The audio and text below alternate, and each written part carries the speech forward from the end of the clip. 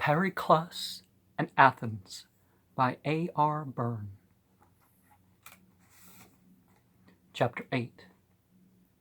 The Supremacy of Pericles. Well, if he didn't have some sort of supremacy, we wouldn't be talking about him on this channel now, would we? Well, maybe. Maybe we can talk about some inferiors some other time. The events of 446 BCE finally raised Pericles to a position of honor and trust in Athens, such as no other statesman was ever to enjoy. But the effect was not immediately. The immediate sequel to the peace of 445 was a reaction in both the political and psychological sense of the word. In 444 BCE, Pericles, for the last time in his life, was not elected general. Thucydides, the son of Melesias, to judge by a muddled passage from a biography of his namesake, the historian probably was. I wonder if the name Adidas comes from something in Greek. One day during the struggle with Thucydides, a portent, i.e. a monstrosity, was brought into Pericles' house from one of his farms. It was a ram with one eye in the center of its forehead and one horn. Lampon the seer. It is of interest to find that the rationalist Pericles had a seer in his entourage. Prophesied. The portented that the two powers in the state would shortly be reduced to one, the prophet's patron. But the scientist Anaxagoras saw the beast's skull in two and demonstrated that the phenomenon was due to natural causes being incidental to a deformation of the cranium. At the moment, says Plutarch, Anaxagoras was held to have scored, but later people remember Lampon's saying.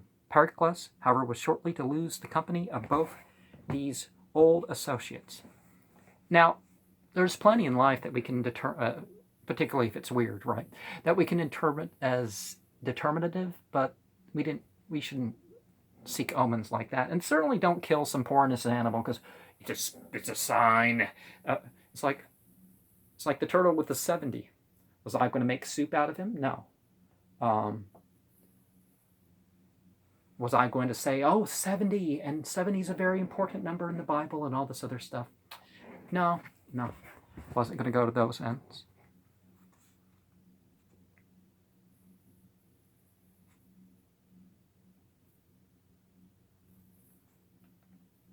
It was customary at Athens to use the law courts as a field of political operations, and just as Ephialtes and Pericles had prosecuted Areopagites as a part of the softening up process, Areopagites as a process of the softening up, as a part of the softening up process before their assault on that council, so now, and later Pericles, his rivals, or ill-wishers, finding the great man's own position impregnable, tried to weaken Pericles' credit with the multitude, that is, by gaining decisions against his friends. There was nothing necessarily mean and malicious about the process, any more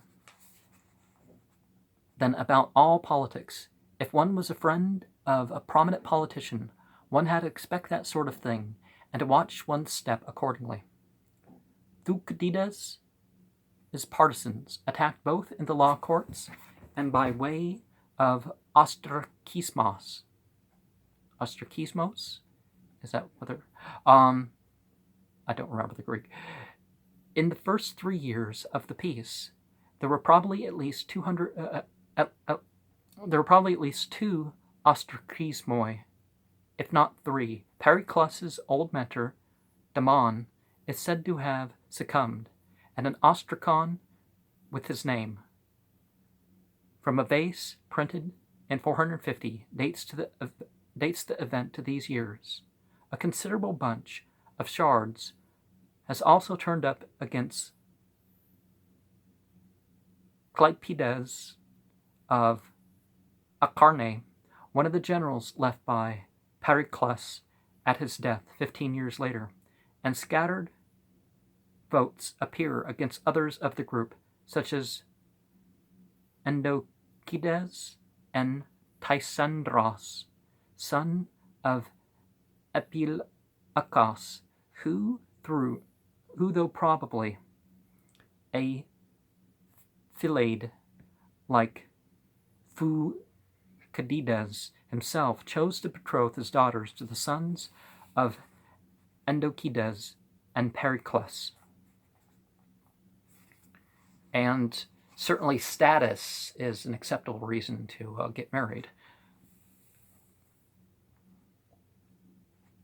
If I thought I could accomplish more with the sort of thing I do with this channel and my writings and stuff,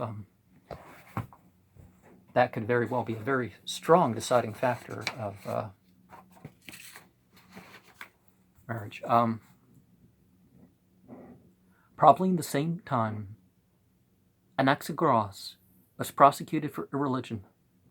Since the fall of the great meteorite at the Goat Rivers in 462, he had been evolving startling views on the nature of the heavenly abodes, finally declaring the conclusion that the sun was a mass of incandescent stone, probably larger than the whole of the Peloponnese.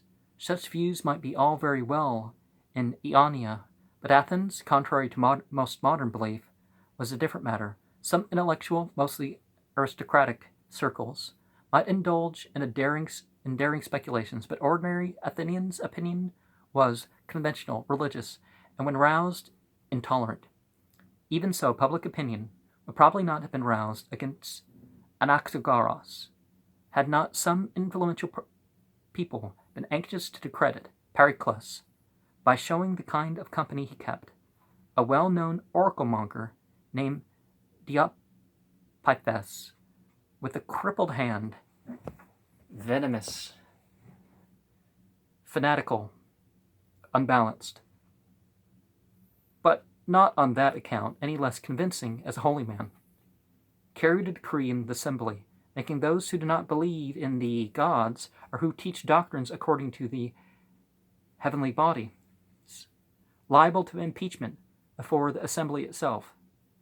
Thucydides, according to one story, led the attack on Anaxagoras, bringing in other subsidiary charges. For relevance to the case was no object in an Athenian trial, that of being pro-Persian, a collaborator.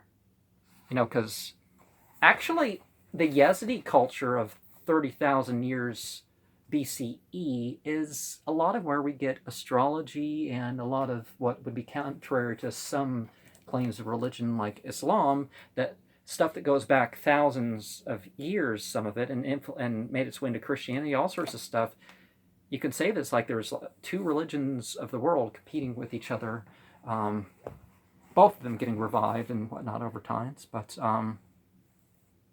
certainly the Persians were very advanced in their astrology and their soothsaying.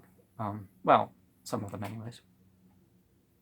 The charge is credible enough. Ages ago, at his home at Clazomene, he had lived under the Persians. He was clearly an unattached, unpolitical, unworldly intellectual.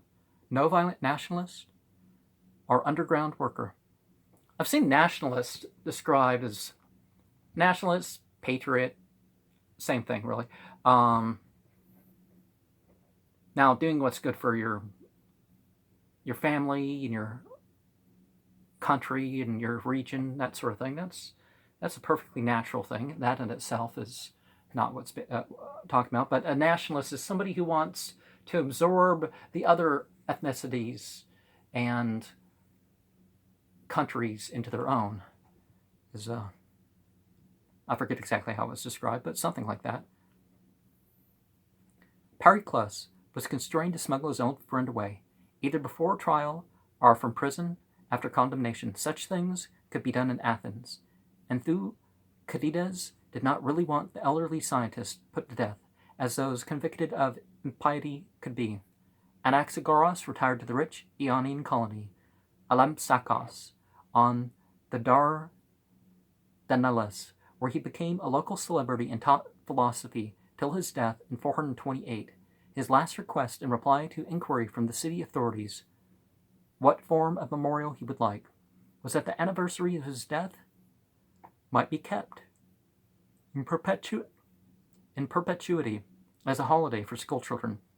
One important thing that we should probably consider is it's not that science has changed, it's that what people talk about and what people believe.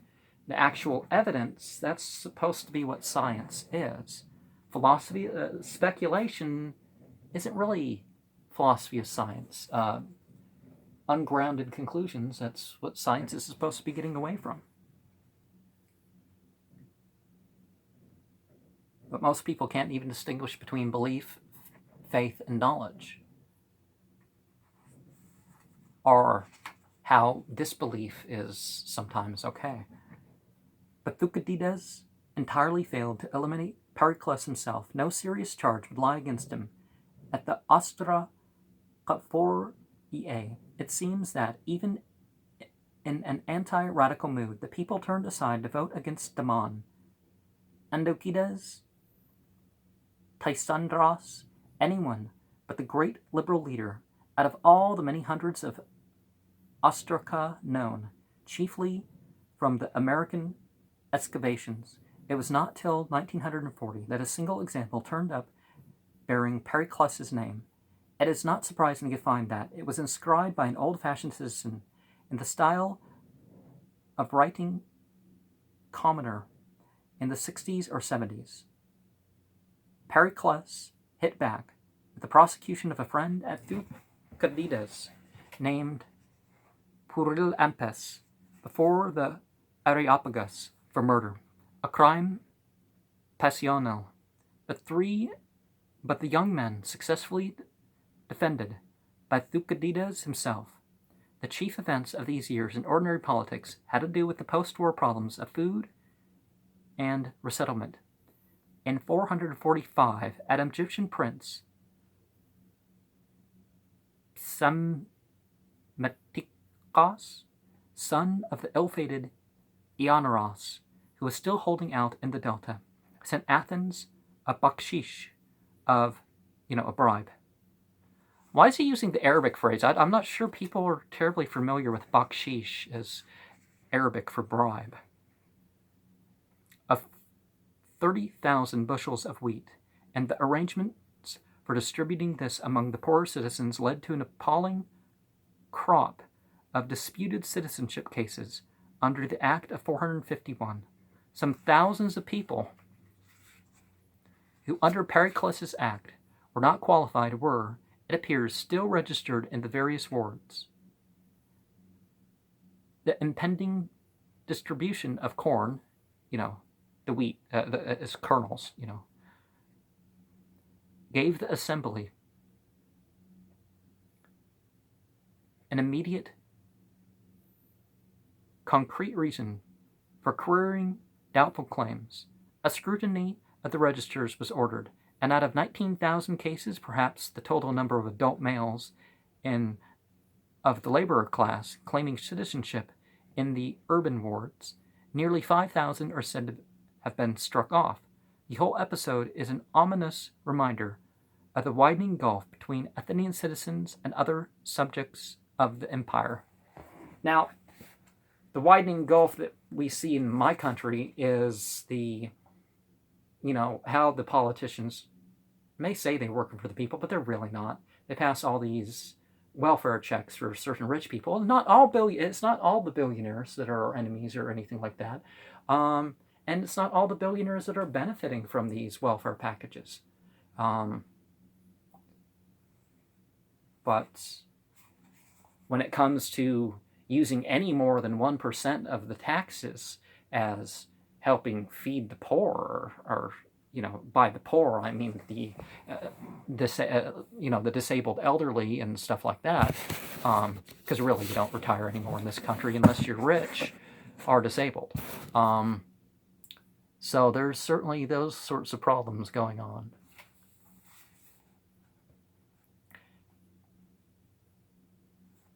In the same year, Athens made a new move in the West, a measure offering some consolation,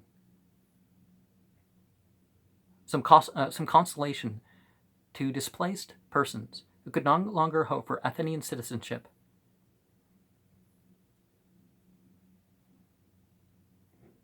Well, we also see what 5% of the pollution. We all, what happens in Brazil and a lot of places, Africa. People are polluting because of America. America is still responsible for most of the pollution, despite how some people have kept it up. What was it? 54% of the world's pollution. And we travel around the world and we do all these things, and we expect them, Pakistan and all sorts of other countries, to just, let us rule the roost in terms of of benefiting from their resources. But as far as from the American interaction, maybe they're being trade, but foreign aid is few and far to come by, even in countries that we bombed to smithereens. Well, not quite smithereens, but you know what I mean. In the same year, Athens made a new move in the West, a measure offering some consolation to displaced persons who could no longer hope for Athenian citizenship. After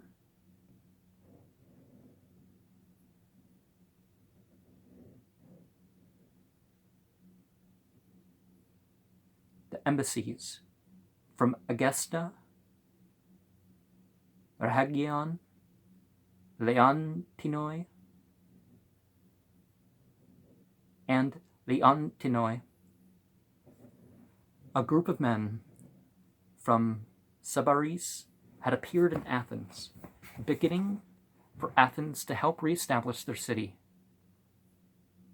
Sybaris was that once fabulously wealthy city in South Italy, which under a revolutionary democracy had been wiped off the map by the sister city of Croton under a Puritan aristocracy.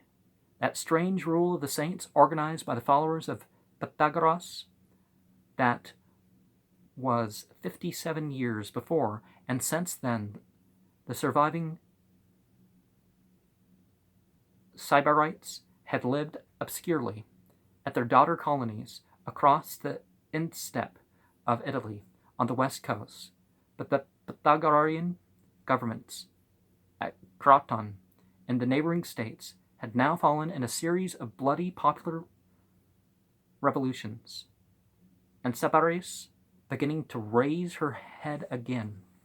The assemblies accepted the invitation and sent 10 ships with colonists. Among them was Herodotus, the historian and traveler who had settled at Athens too late to gain citizenship. Their leaders were the two prophets, Lampon and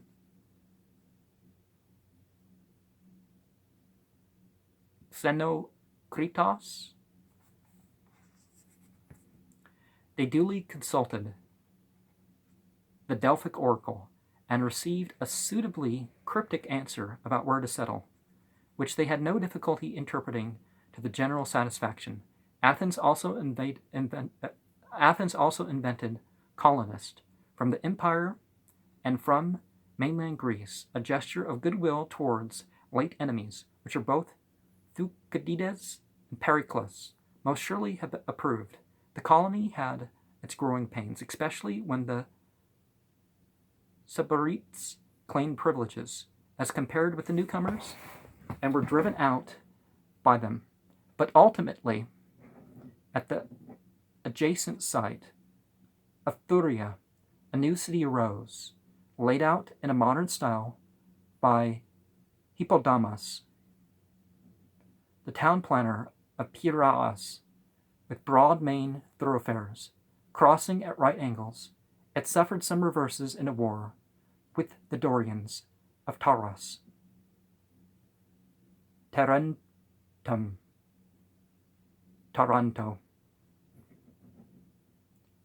the most powerful state in the south of Italy since the decline of Croton, but presently found a useful general in Cleandridas the Spartan, who had been unemployed since 446 and presumably living on his bribes. Now, am I going to refute that there is no more prophets? No. In Islam, actually, you can say Khatan an-Nabi, Akbar al-Rasul, but there was definitely remaining parts of prophethood, and people would have experiences in their prayers, on the pilgrimages, stuff like that, that would confirm their faith. That's prophet in the English language, a spiritually gifted individual. And not just, well, everybody, everybody can be spiritually gifted. I don't think it quite works like that. But, so maybe these people are spiritually gifted, maybe they were just, but throwing out oracles and trying to read things and, secret messages into things, you can direct symbolism how you want. If you know, one of my contacts is actually towards this end, is the honesty of, using symbolic language, not claiming to just, divine the unseen for everybody or tell the future or something like that. It's using symbolic language based on using reactions, of course, to the symbols that would show up, or their order or arrangement, and that sort of thing. It's like I've done astrology videos, but am I saying I know the unseen, I can predict the future, and I can tell what your character is based on your birthday? And I've never claimed anything like that. And the soothsayers, the people who misuse these symbolic arts to trick people, coming up with a very vague thing that's going to be true at some point, that's, pretty standard stuff. Thucydides, also probably as a general, sailed out to take in hand in the proceedings, but the expedition was fatal to him. He quarreled with Xenocrates, who followed him back to Athens and prosecuted him when they arrived. For what does not appear, but Pericles seized the opportunity for a counterattack. Another Ostracaphoria was held in spring 443, and Thucydides was banished. With his departure, the effective resistance of the conservative party broke up. Its extremists resorted to dreams of treason. Some of its members, young Pericles, for example, were reconciled to Pericles, and Pericles emerged as the one indubitable national leader of Athens. He never had another serious political rival. And every politician's, I guess, the chosen one, but let's not overstate that.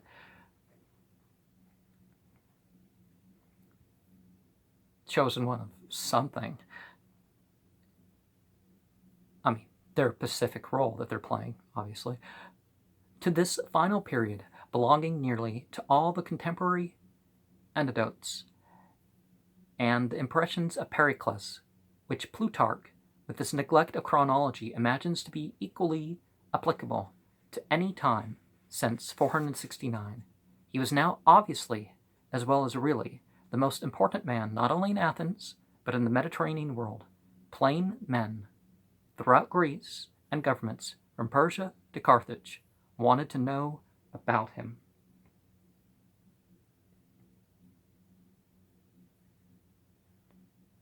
Anecdotes, quotations from his speeches, anything that might shed a light on his personality, was avidly repeated. Soon after his death, details about him were even circulating in books. In the new prose literature for general consumption, books such as that of Stesichrotos, the Thasian, scurrilous and very hostile, and the memoirs of the tragedian Ion of Chios, as well as the admiring sketch of the historian in the history of Thucydides. There are also caricaturing hits at him from Athenian comedies, some light-hearted, some really hostile, the only extant words about him which were written down as we have them in his lifetime. For his latter years, and for them only, therefore Pericles' private as well as his public life is fairly well documented. To these years, then, belongs that picture of the Olympian Pericles, which we owe to Plutarch. Pericles, who knew only the streets between his home and the government offices, or the city and Parliament Hill, who never went to parties, and who found out a new way of dealing with his property, so as to be freed from a great landowner's usual preoccupations.